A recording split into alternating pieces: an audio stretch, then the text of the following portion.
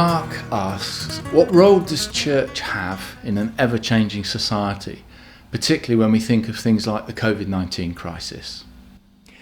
Thanks for your question, Mark. It used to be the case a few years ago that church was involved in most of the things that the United Kingdom now finds provided by the welfare state. Christians were involved in giving people a hospital, in looking after them when they were ill. They were involved in dynamically serving the poor and in bringing food and relief and in collecting alms or charitable money, which were then put into housing and stuff like that. The list is endless, and it must be said that the church was also, after some misdirections that they were given, involved in some more grim things like the workhouses and stuff like that back in the past. But what can the church do today?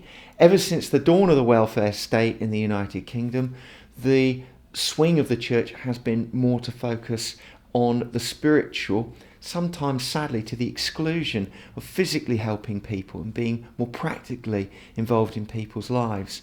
And I feel like the COVID-19 crisis has sparked us out of that a little bit. I think that it has given opportunities for lots of churches to throw open their doors and to be used more dynamically for the community. And this is something that over the years I've been quite passionate about. I think a church that doesn't do anything for the people around it is completely useless and needs a kick in the backside.